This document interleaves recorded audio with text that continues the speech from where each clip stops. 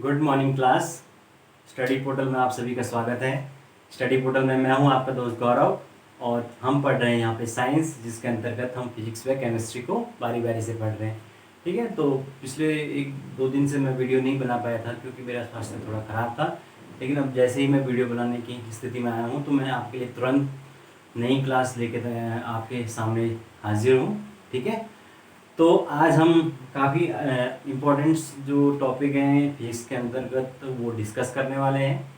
तो शुरू करने से पहले मैं आपको बता देता हूँ कि स्टडी पोर्टल पे आपको विभिन्न exam KVS, NBS, CTET, UTET और आपके डीएसएसबी, इन सभी एग्ज़ाम्स की तैयारी के लिए वीडियो लेक्चर्स उपलब्ध हैं। साथ के साथ अगर आपको प्रिंटेड नोट्स चाहिए तो वो भी आपको इस व्हाट्सएप नंबर पर कांटेक्ट करके अवेलेबल हो जाएंगे। ठीक है, तो ये व्हाट्सएप का कांटेक्ट नंबर है, आप इस पर मैसेज कर सकते हैं और प्रिंटेड नोट्स ले सकते हैं। ठीक है, तो शुरू करते हैं। फिर आपका टाइम बिना किसी टाइम को बर्बाद किए।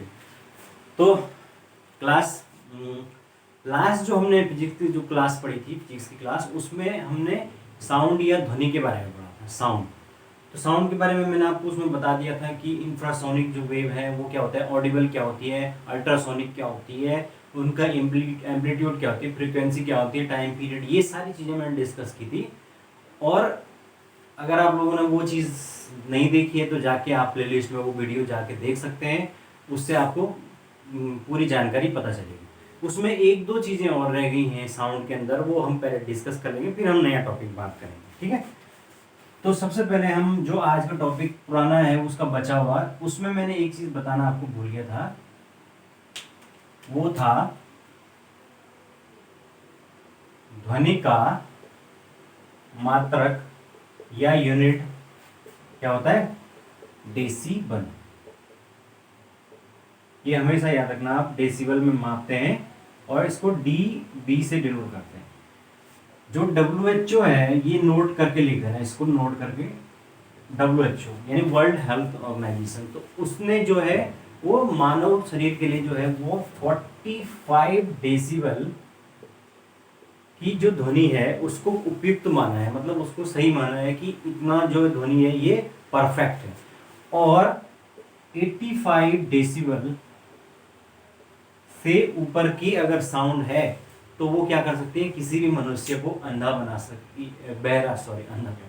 बहरा बना सकती है, उसको, उसके कानों के वो जो पर्दे हैं वो खराब हो सकते हैं। ठीक है, 85 डेसिबल, तो इसका मतलब जो है वो जो ध्वनि है उसकी जो तीव्रता है वो एक लिमिट से ऊपर नहीं होनी चाहिए। और मैंने कितना बताया था फ्रीक्वेंसी रेंज कि कितना जो है मनुष्य सुन सकता है, 20 हर्ट्ज से लेकर 20,000 हर्ट्ज तक की जो ध्वनि है वो क्या है, सुनने योग्य है, जिसको हम क्या कहते हैं, ऑडिबल कहते हैं। ये मैं आपको पहले वाली वीडियो में बता चुका हूँ। ठीक है, तो ये है। अब इसमें एक और चीज आती है, वो है तारत्व या पिच। ठीक है, तो पिच आपने कई बार सुना होगा कि जब रिकॉर्डिंग स्टूडियो में या साउंड सिस्टम कहते हैं कि पिच ऊपर नीचे की, पिच बढ़ाइए। तो पिच क्या होती है, पिच का मतलब होता है साउंड का मोटा या तीक्ष्ण होना। तीक्ष्ण है पतला, जिसको हम कहते हैं श्रिल। ये डिपेंड करेगा किसके ऊपर, पिच के ऊपर। ठीक है, और जो पिच है या तारत्व है वो प्रोपोर्शनल होता है किसके, फ्रीक्वेंसी के, आवृत्ति के अनुक्रमानुपाती होता है। जिसका मतलब होता है कि जितनी जो फ्रीक्वेंसी है वो इंक्रीज होगी उतना ही क्या होगा, पिच भी बढ़ता जाएगा, उसका तारत्व बढ़ता जाएगा। अब जैसे सामान्यतः जो महिलाएं होती हैं उनकी जो आवाज़ है उसकी पिच जो है वो पुरुषों की आवाज़ से ज़्यादा होती है।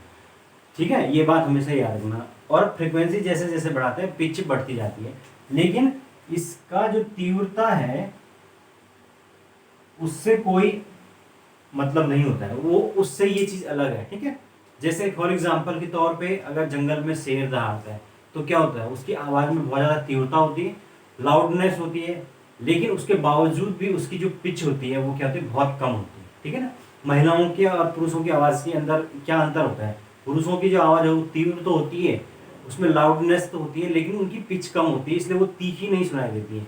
जबकि जो महिलाएं हैं उनकी आवाज़ की जो फ्रिक्वेंसी है वो बहुत ज़्यादा होती है, उसकी पिच बहुत हाई हो जाती है इस कारण से, जिस कारण से वो क्या होती है, श्रिल साउंड होता है या तीक्ष्ण ध्वनि होती है कानों पर चुभने वाली।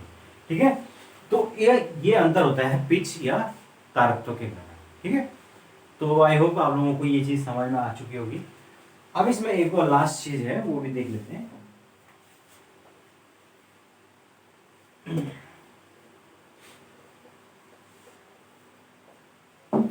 इसमें अब नई जो चीज है वो है Doppler effect. Doppler effect, Doppler प्रभाव इसको कहते हैं, डॉपलर इफेक्ट। अब ये क्या होता है, इसकी जो खोज है वो 1842 में जॉन डॉपलर, ये एक वैज्ञानिक में इन्होंने की है।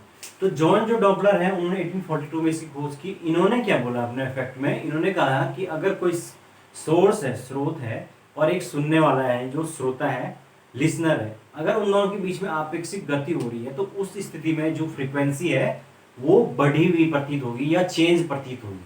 अब इसका क्या मतलब हुआ, एग्जाम्पल से समझिए। जैसे कि अगर कोई आदमी है वो तेजी से स्टेशन की तरफ भाग रहा है और स्टेशन की तरफ तेजी से चल के ट्रेन आ रही है, हल्के से भी आ रही है, लेकिन वो सीटी बजाती हुई आ रही है, तो उस स्थिति में क्या होगा, उन दोनों की आपेक्षिक गति के कारण जो सीटी या हॉर्न की आवाज है वो इतना ज्यादा, उसकी फ्रिक्वेंसी बहुत हाई होगी, वो बहुत तीखी सुनाई देगी, तीक्ष्ण सुनाई देगी। तो ये क्या है, डॉपलर इफेक्ट है। और अगर वो ट्रेन जब स्टेशन को छोड़कर दूर जा रही होती तो वो जो साउंड है वो धीरे धीरे धीरे कम होता जाता है। तो इसी को हम क्या कहते हैं, डॉपलर इफेक्ट है। यानी कि जो सोर्स है और जो लिसनर है उन दोनों के बीच में जो है वो डिस्टेंस जो है ट्रेवल होने के कारण जो फ्रीक्वेंसी बढ़ी हुई जो महसूस होती है उसको हम क्या कहते हैं, डॉपलर प्रभाव, जिसकी खोज जो है वो जॉन डॉपलर ने की। ठीक है, तो ये एक छोटा सा कॉन्सेप्ट है, कभी कभी क्या पता कोई पूछ ले, है ना। नेक्स्ट जो चीज हम पढ़ेंगे वो है, ये हमने देखी डॉपलर इफेक्ट देखी। नेक्स्ट हम बात करेंगे प्रतिध्वनि, प्रतिध्वनि जिसको हम कहते हैं इको।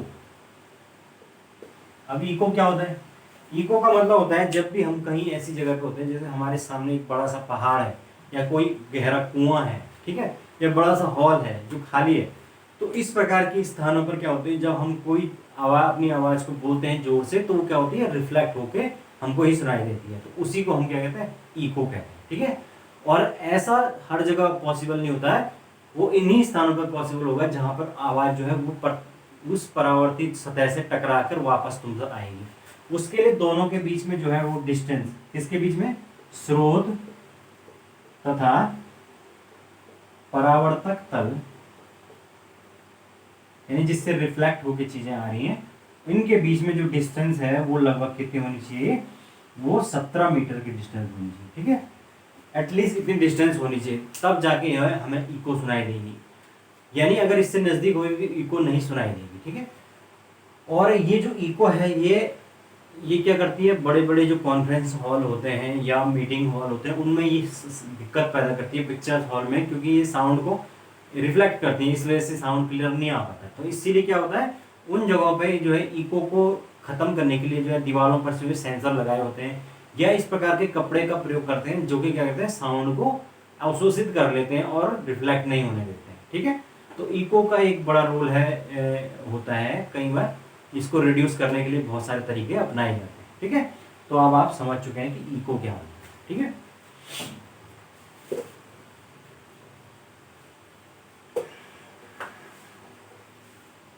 नेक्स्ट जो हम पढ़ेंगे, अब हम नया टॉपिक जो है आज से शुरू करेंगे, वो है ऊष्मा या हीट। ठीक है, ऊष्मा या हीट। तो ऊष्मा या हीट से आप क्या समझते हैं, कोई भी वस्तु जो है वो कितनी गर्म है या कितनी ठंडी है, इस बात का पता कैसे चलता है, उसमें जो हीट होती है उसी से तो पता चलता है। और उसको हम कैसे मापते हैं, हम जनरली क्या करते हैं, चीज़ों को टच करके देखते हैं कि गर्म है या ठंडी है ना।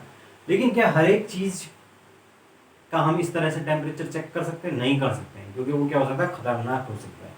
तो उस स्थिति में हमें क्या करना होगा, एक ऐसा पैमाना बनाना होगा जो कि क्या करे, ऊष्मा की माप को माप सके, और उसी पैमाने को या उसी क्राइटेरिया को हम क्या कहते हैं, टेम्परेचर कहते हैं या तापमान कहते हैं। ठीक है, तापमान या टेम्परेचर। ठीक है, किसके लिए, जो हीट को मेजर करने के लिए हमने एक तरह से एक मेजरमेंट पैमाना बना दिया। ठीक है, अब हीट का जो मेजरमेंट है वो तो हो गया, सॉरी हीट को तो हमने कह दिया कि हम टेम्परेचर इसको कहते हैं, लेकिन इस टेम्परेचर को भी कैलकुलेट करने के लिए फिर क्या होगी, फर्दर अलग अलग डिवाइसेस क्या होंगी, यूज होंगी। ठीक है, तो सबसे पहले हम बात कर लेते हैं कि जो हीट है उसके एक जो स्पेशल क्वालिटी है या विशेषताएं कह दीजिए उसको, ऊष्मा सदैव उच्च ताप से निम्न ताप की ओर प्रवाहित होती। ठीक है, ये हमेशा हीट की एक विशेषता रहेगी कि वो क्या करेगी, जिस टेम्परेचर पे हाई होगा वहां से लो टेम्परेचर की तरफ ही बहेगी, उसके अलावा कोई दूसरा ऑप्शन उस पर नहीं। ठीक है, तो ये इसकी एक खास विशेषता है, इसको हमेशा याद रखना और ये बहुत ज्यादा काम आएगी। अगर हम मात्रक की बात करें तो ऊष्मा जो है वो मैंने पहले भी बताया था आपको शुरू में, इसमें मापते हैं, जूल में मापते हैं। तो हीट का जो मात्रक होता है वो होता है जूल। ठीक है, तो ये है आपका हीट या ऊष्मा। अब इसमें जो है वो हीट को मापने के लिए जो है या टेम्परेचर को मापने के लिए जो है वो विभिन्न प्रकार की जो युक्तियां हैं उनका यूज किया जाता है, और उन्हीं युक्तियों को हम क्या कहते हैं, टेम्परेचर मापी या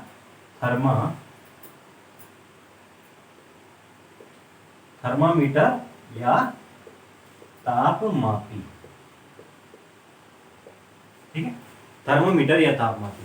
तो थर्मामीटर क्या होंगे, जो कि टेम्परेचर को मेजर करेंगे, और ये अब कई प्रकार के होते हैं। ये मुख्य तरह वैसे तो बहुत सारे टाइप के होते हैं, लेकिन 3 प्रकार से जो है विशेषकर होते हैं। एक होते हैं लिक्विड थर्मामीटर। ठीक है, लिक्विड थर्मामीटर। दूसरे होते हैं आपके लिक्विड, दूसरे होते हैं आपके डॉक्टरी जो थर्मामीटर है, और तीसरे जो होते हैं वो होते हैं गैस थर्मामीटर। ठीक है, तो ये 3 प्रकार के होते हैं। अब हम तीनों को एक एक करके देख लेते हैं क्योंकि बहुत इंपॉर्टेंट है।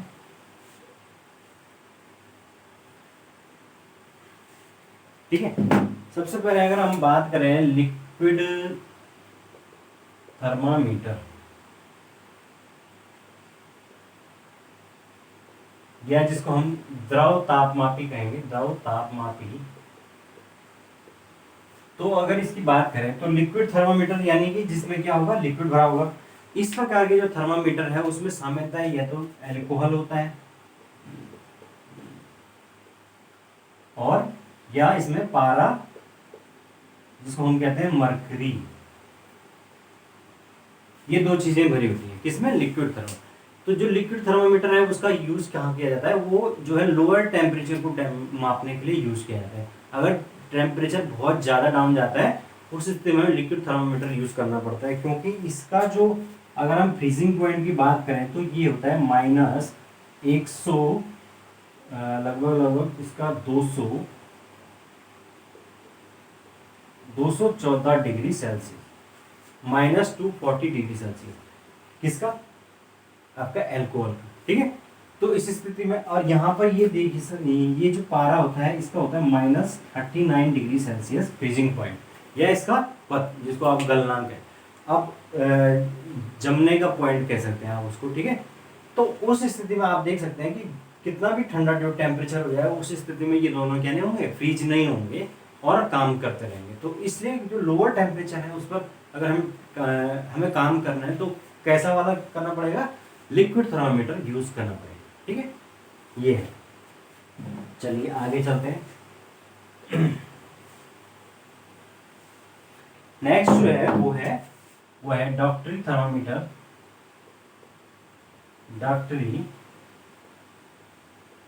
थर्मामीटर, तो जो डॉक्टरी थर्मामीटर है आप सब जानते हैं, वो जो है वो नॉर्मल, वो जो उसकी जो रेंज होती है वो बहुत कम होती है ना। उसकी रेंज कम क्यों होती है? क्योंकि जो मानव शरीर है उसका जो तापमान है वो एक फिक्स रेंज तक ही जाता है, और जो ये टेम्परेचर, ये जो थर्मामीटर होते हैं डॉक्टरी थर्मामीटर, इसलिए इनकी भी रेंज कम ही होती है। तो जो रेंज होती है इस तरीके से होते हैं, आपने देखा होगा ये इस तरीके से, सॉरी इस प्रकार से होता है ये, और यहाँ पर एक स्केल बनी होती है, ठीक है, ये स्केल है। तो यहाँ पर जो स्केल के अंतर्गत ये अलग अलग 1-1 डिग्री सेल्सियस के पैमाने हैं। तो यहाँ पर जो मिनिमम होता है वो आपका 36 डिग्री सेल्सियस, और जो मैक्सिमम होता है वो 42 डिग्री सेल्सियस तक इस पे टेम्परेचर जाएगा। और ये जो 37 डिग्री सेल्सियस यहाँ बीच वाला है, ये क्या है? शरीर का मानक तापमान, यानी कि स्टैंडर्ड जो टेम्परेचर है बॉडी का वो कितना होना चाहिए? 37 डिग्री सेल्सियस होना चाहिए। अगर इससे ऊपर गया तो बुखार है, ठीक है। इससे नीचे भी नहीं होना चाहिए, इससे ऊपर भी नहीं होना चाहिए, लगभग इतना होना चाहिए 37 डिग्री सेल्सियस। तो ये एग्जैक्ट टेम्परेचर या नॉर्मल टेम्परेचर कह सकते हैं। अगर इसको हम फ़ारेनहाइट की बात करें तो फ़ारेनहाइट में कितना होता है? 98.2 डिग्री फ़ारेनहाइट। इतना जो है वो फ़ारेनहाइट में होना चाहिए जो है नॉर्मल, और उससे ऊपर हुआ तो फीवर के चांसेस हैं, उससे नीचे भी दिक्कत है, ठीक है ना। तो ये जो डॉक्टरी थर्मामीटर है इनकी जो रेंज है वो फिक्स होती है, ये बात याद रखना। और आजकल जो ये इस प्रकार के पैमाने वाले हैं ये अब यूज़ नहीं होते हैं। जो नए वाले हैं उसमें इस तरीके से है, ये वाला हिस्सा जो है वो आप मुंह में रखते हैं जीभ के नीचे, और यहाँ पर एक छोटा सा, सॉरी यहाँ पर एक इस तरह का ये बना हुआ है। तो ये डिजिटल है, यहाँ पर आप इसको एक मिनट तक जीभ के नीचे दबा के रखते हैं, और यहाँ पर ये डिजिटल फॉर्म में दिखा देता है कि कितना आपका टेम्परेचर चल रहा है, ठीक है। तो लगभग सारे घरों में आपने देखा होगा इस प्रकार का यूज होने लगे हैं, लोग अपने घर पे रखते हैं, ठीक है। तो ये है डॉक्टरी थर्मामीटर, जो कि शरीर के तापमान को ज्ञात करने के लिए डॉक्टरों के द्वारा या सामान्य लोगों के द्वारा प्रयोग में लाए जाते हैं। आगे, ठीक है, तीसरे प्रकार का जो थर्मामीटर होते हैं वो होते हैं गैस थर्मामीटर, ठीक है। तो अगर हमें टेम्परेचर, बहुत ज़्यादा टेम्परेचर कैलकुलेट करना है तो उस स्थिति में ज़्यादा कितना, लगभग 500 डिग्री सेल्सियस टेम्परेचर अगर कैलकुलेट करना है या उससे ऊपर करना है तो उस स्थिति में हमें गैस थर्मामीटर का प्रयोग करना पड़ता है, ठीक है। तो इस प्रकार से ये तापमान जो है उसको मापने के लिए अलग अलग जो तापमान की उनका प्रयोग किया जाता है, ठीक है। और उसके अलावा जो स्केल्स होते हैं या जिसको हम पैमाना, ये भी 3 प्रकार के होते हैं। वैसे तो बहुत 4-5 प्रकार के होते हैं, लेकिन जो इम्पोर्टेंट है वो 3 प्रकार के होते हैं। एक तो पहला होता है सेल्सियस पैमाना, सेल्सियस स्केल। तो जो सेल्सियस स्केल है, जनरली आपने टेम्परेचर सुना होगा कि सेल्सियस में ही सुना होगा, ठीक है। तो अगर हम सेल्सियस स्केल की बात करें तो इसमें क्या करते हैं, 0 डिग्री से लेकर 100 डिग्री टेम्परेचर का माना जाता है। 0 डिग्री को मानते हैं फ्रीजिंग पॉइंट, और जो 100 डिग्री है उसको हम मानते हैं बॉइलिंग पॉइंट। इनके बीच में जो 1-1 डिग्री के क्या, प्रति 1-1 डिग्री के क्या बने होते हैं, खाने बने होते हैं। तो ये जो पैमाना होता है ये सेल्सियस पैमाना होता है, जिसमें 0 डिग्री को हम मान के चलते हैं कि ये आपके फ्रीजिंग पॉइंट है। 100 डिग्री अगर पानी उबल रहा है तो उसको हम मान के चलते हैं ये बॉइलिंग पॉइंट है, ठीक है। ये होता है सेल्सियस पैमाना। दूसरा जो होता है वो होता है फ़ारेनहाइट। फ़ारेनहाइट पैमाना। फ़ारेनहाइट जो पैमाना है वो चलता है, वो थोड़ा अलग से चलता है।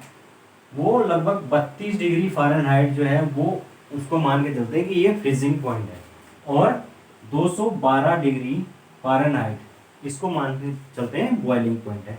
तो यहाँ 32 से लगभग यहाँ पे 98.2 डिग्री फ़ारेनहाइट, ये कितना होगा, ये वो मानक टेम्परेचर है जो मैंने अभी बताया था आपको, जो बॉडी का एक्चुअल टेम्परेचर होता है। तो 32 डिग्री को ये समझ लो जीरो मान के चलते हैं, ठीक है, या उसको एक तरह से फ्रीजिंग पॉइंट मान के चलते हैं फ़ारेनहाइट फॉर्मूले में, और 212 को बॉइलिंग पॉइंट मान के चलते हैं। तीसरा जो होता है वो होता है केल्विन। केल्विन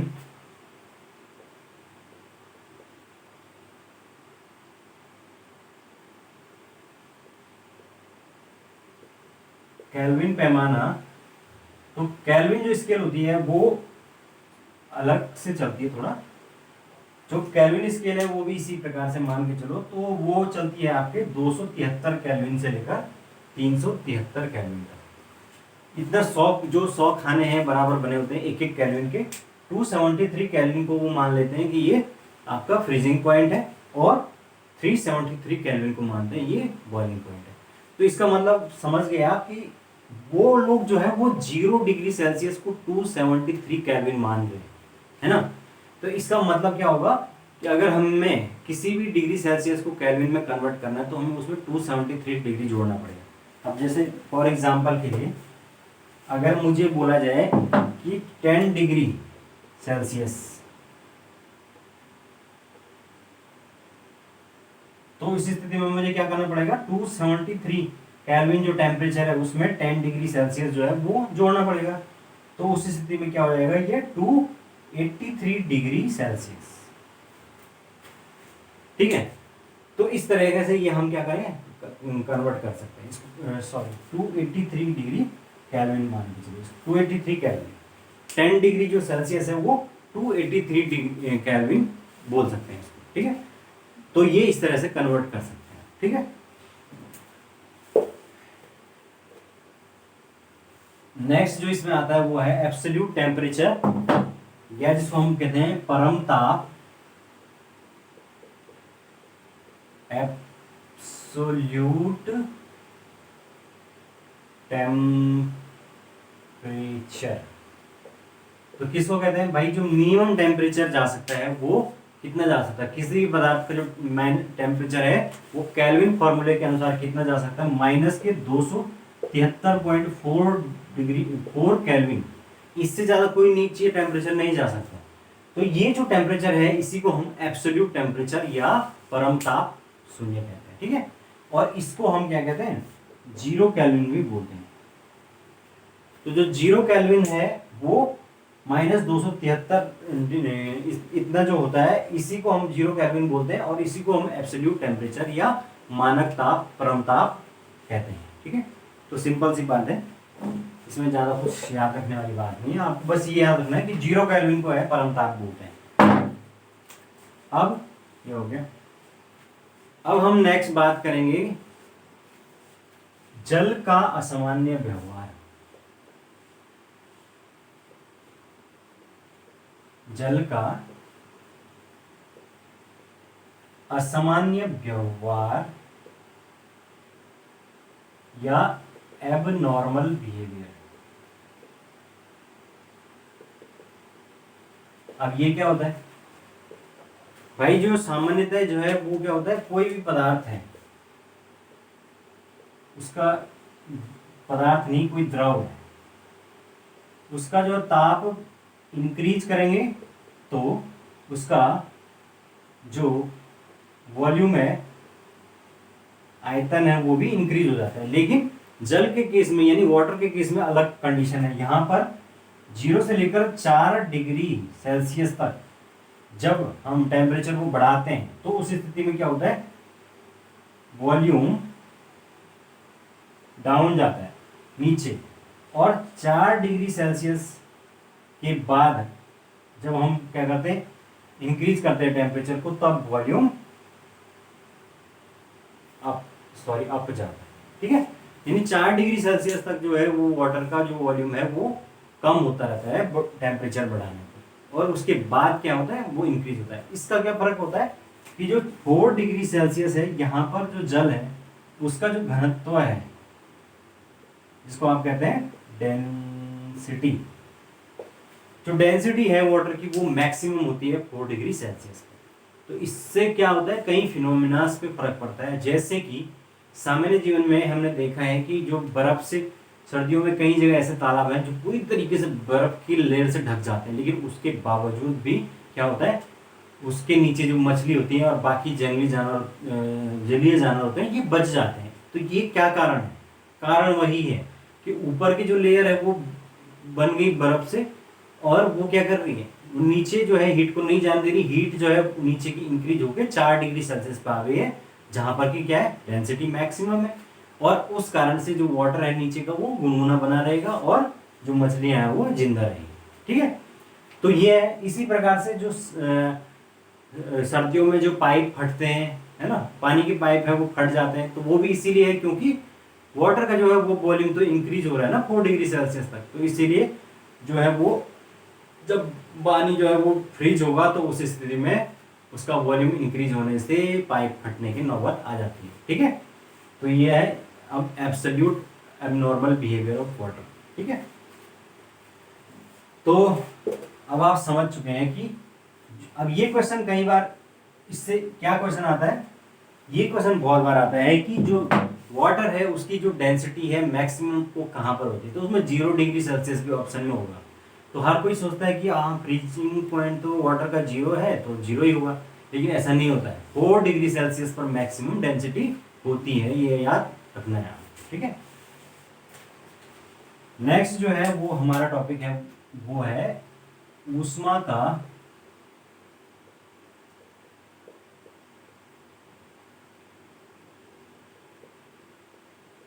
संचरण, ट्रांसफर ऑफ हीट। ठीक है, तो भाई heat of heat, transfer of heat, transfer of heat में मैं आपको पहले एक चीज बता चुका हूं कि जो है वो ट्रांसफर कैसे होता है हीट का, हमेशा हाई टेम्परेचर से लो टेम्परेचर की तरफ होता है। लेकिन ये भी 3 अलग अलग प्रकारों से होता है।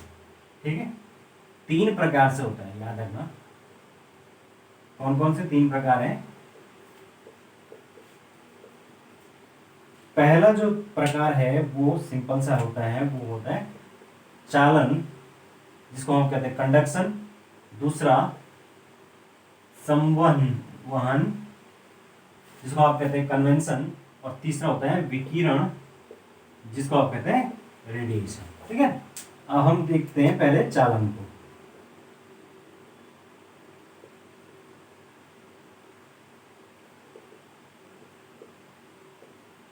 कंडक्शन क्या होता है, चालन। तो इस प्रकार का जो हीट ट्रांसफर होता है या उसमें का प्रचालन होता है वो किसमें होता है, ठोस पदार्थों में होता है, सॉलिड्स। ठीक है, जो सॉलिड पदार्थ है उसमें अगर हमें हीट को ट्रांसफर करना है तो वो कैसे होगा, क्योंकि सॉलिड में जो है वो सारे के सारे पार्टिकल एक दूसरे से जुड़े हुए हैं इस तरीके से। तो इस तरह से क्या होगा, जो पार्टिकल्स हैं वो उनका मूवमेंट उनके बीच में तो नहीं होगा, लेकिन जब क्या होगा, इसमें क्या होगा फिर, जैसे एक इधर का जो पार्टिकल वो गर्म हुआ तो उसने अपनी हीट दूसरे वाले बगल वाले को ट्रांसफर की, फिर बगल वाले ने बगल वाले को, बगल वाले ने बगल वाले को। इस तरीके से क्या होगा, पूरे के पूरा जो पदार्थ होगा वो उसके तरफ ऊष्मा या हीट का ट्रांसफर हो जाएगा। तो उसी को हम क्या कहते हैं, चालन या कंडक्शन कहते हैं। ठीक है, आपने देखा होगा, अगर मैं एक फॉर एग्जाम्पल के तौर पर आपको समझाता हूँ, जैसे कि अगर मैं सपोज एक कोई एल्युमिनियम की एक लंबी रॉड ले लूँ और उस पर मैं छोटे छोटे मोमबत्ती के टुकड़े लगा दूँ, और एक साइड से मैं उसके कैंडल जला के, एक साइड से मैं किसी चीज चिमटे से पकड़ के उसको जला लूँगा, तो क्या होगा, धीरे धीरे करके क्या होगा, अंदर की तरफ जो है कैंडल के जितने भी टुकड़े मैंने लगाए हैं वो सब गलने लग जाएंगे। क्यों? क्योंकि हीट का जो ट्रांसफर है वो, अब जबकि हमने तो एक कोने पे जला रहा ना उसको, लेकिन क्या हो रहा है, वो एक एक पार्टिकल अपने से आगे वाले को हीट को फॉरवर्ड कर रहा है, और उस वजह से धीरे धीरे धीरे करके पूरा का पूरा जो पदार्थ है वो क्या हो जाएगा, गर्म हो जाएगा, हीटेड हो जाएगा। तो इस प्रकार का जो कंडक्शन होता है उसी को हम चालन कहते हैं, इस प्रकार का जो ट्रांसमिशन ऑफ हीट है। और इस प्रकार का जो हीट है वो सारे पदार्थ नहीं कर पाते, जो पदार्थ ऐसा कर पाते हैं वो कहलाते हैं आपके सुचालक या कंडक्टर। ठीक है, अगर कंडक्टर की बात करूंगे तो कौन कौन से होंगे, मेटल होगा, मानव का शरीर होगा,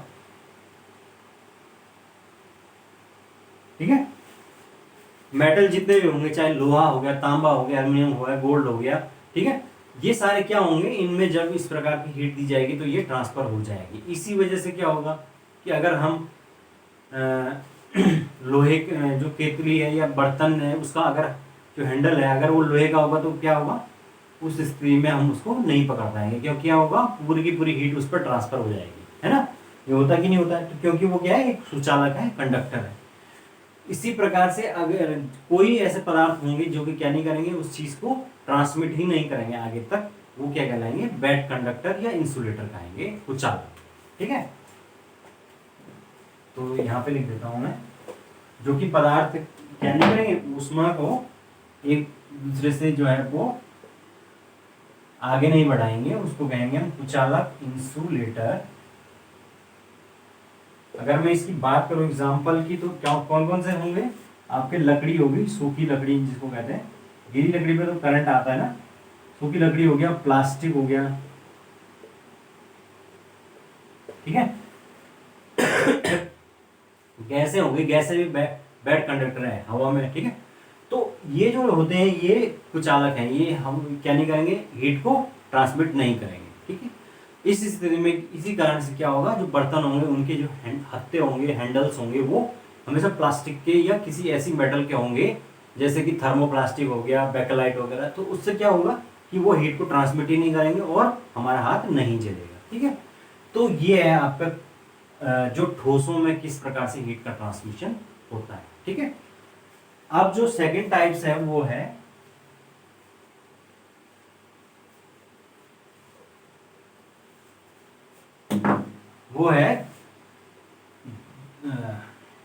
संवहन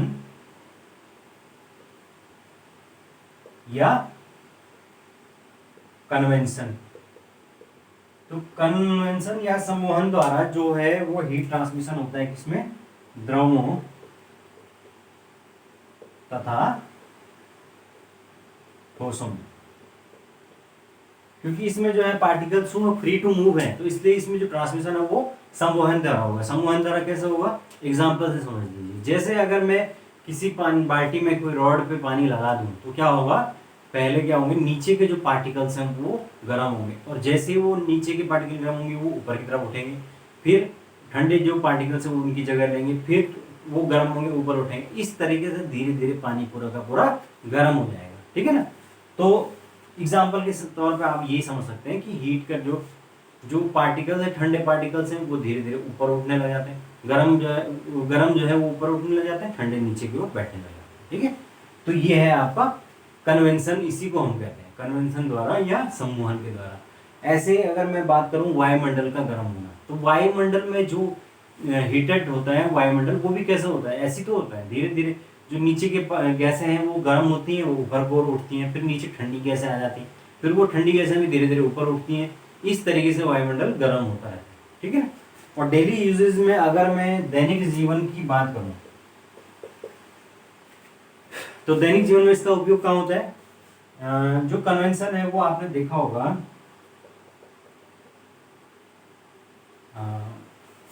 फ्रीज, हाँ, ये आपका फ्रिज में जो हमारे घरों में जो फ्रिज यूज होता है वो उसमें क्या होता है, जो रेफ्रिजरेटर है वो सबसे ऊपर वाले हिस्से में होता है, मतलब जो डीप फ्रीजर होता है। उसका कारण क्या है, क्योंकि जो हम गर्म पार्टिकल्स होंगे वो ऊपर उठेंगे, वो उससे डीप फ्रीजर से टकराएंगे, क्योंकि वो ठंडा होता है। जैसे ही वो उससे टकराएंगे वो नीचे बैठ जाएगा, ठंडे हो जाएंगे, ठंडे होके वो पार्टिकल्स नीचे जाएंगे और जितनी भी चीज़ें नीचे रखी होंगी उन सबको ठंडा कर देंगे। तो इस तरीके से वो जो पोर्शन है वो सबसे ऊपर से इसीलिए लगाया होता है, ताकि क्या वो सम्मोहन के द्वारा धीरे धीरे वो पूरी की पूरी चीज़ों को ठंडा कर दें, ठीक है। तो ये है आपका फ्रीजर में, ठीक है। इसी प्रकार से आप इसका एक यूज दे सकते हैं, वो है समुद्री समीर, जिसको आप कहते हैं सी ब्रीज। सी ब्रीज क्या होती है, जैसे ये चीज फिजिक्स उसमें ज्योग्राफी में आप लोगों ने पढ़ी होगी कि क्या होता है जो स्थल होता है वो जल्दी गर्म होता है और जल्दी ठंडा हो जाता है। जो जल होता है वो क्या होता है, धीरे धीरे धीरे गर्म होता है और धीरे धीरे ही ठंडा होता है। तो इस वजह से क्या होगा कि जो रात के टाइम जो है वो हीटेड तुरंत जो ऊपर चली जाएगी फिर धरती या जो लैंड वाला एरिया है वहां से, और वो क्या हो जाएगा, एकदम से ठंडा हो जाएगा। और जो उसकी तुलना में जो समुद्र वाला भाग है वो क्या होगा, अपेक्षाकृत गर्म होगा। तो हवाएं क्या होंगी, रात को कहाँ से चलेंगी, गर्म से हम हमेशा ठंडे से गर्म की तरफ चलती है ना। तो ये आप इसी के कारण आप देख सकते हैं कि जो रात के टाइम हवाएं समुद्री हम समीर है वो क्यों चलती हैं धरती की तरफ। ठीक है, तो ये है इस तरीके में। तो ये है सम्मोहन द्वारा, अब आप समझ चुके हैं कि क्या इसका यूजेस है। ठीक है, अब तीसरी एक प्रोसेस है वो और समझ लेते हैं, फिर आगे बढ़ते हैं।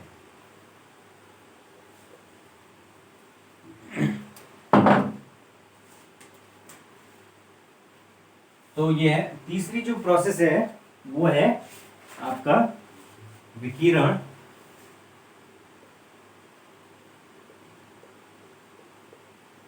जिसको आप कहते हैं रेडिएशन। तो ये जो रेडिएशन है ये क्या होता है, इसमें प्रकाश, कोई भी जो तरंग है उसको चलने के लिए किसी माध्यम की आवश्यकता नहीं होती। ठीक है ना,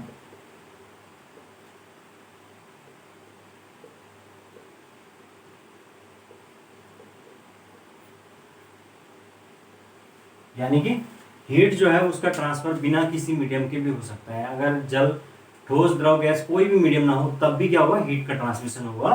किसके द्वारा, विकिरण या रेडिएशन के द्वारा। जैसे कि आपका सनलाइट जो है वो हम तक पहुंचती है, तो वो किसके द्वारा पहुंचती है, किसके थ्रू, रेडिएशन के थ्रू। क्योंकि आप लोगों को पता है कि जो सूर्य है और पृथ्वी है उसके बीच में जो है एक निश्चित सीमा के बाद कई ऐसे जोन है जहां पर क्या नहीं है, बिल्कुल भी वायु नहीं है, हवा नहीं है, वहां पर निर्वात जोन है, वैक्यूम है, वैक्यूम जोन है। लेकिन उसके बावजूद भी क्या हो रहा है, वो जो सूर्य से आने वाली जो ऊष्मा है, हीट है, वो हम तक पहुंच रही है। क्यों, क्योंकि जो है वो किससे आ रही है, विकिरण से आ रही है, ट्रांसमिशन से आ रही है। ट्रांसमिशन क्या होता है, किसी भी बिना किसी माध्यम के होता है।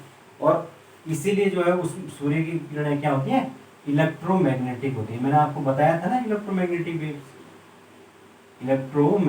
वेव्स की तरह काम करती है। ठीक है, तो जैसे कि अल्ट्रावायलेट रेज हो गई, तो वो क्या होती है, इलेक्ट्रोमैग्नेटिक, इनको किसी भी मीडियम की आवश्यकता होती ही नहीं। ठीक है, तो ये होता है विकिरण। और इसका जो यूजेस हैं वो देखे जाते हैं, जैसे कि आपके जो डेजर्ट्स होते हैं, रेगिस्तान होते हैं, वो क्या होते हैं, बहुत जल्दी से गर्म हो जाते हैं, है ना।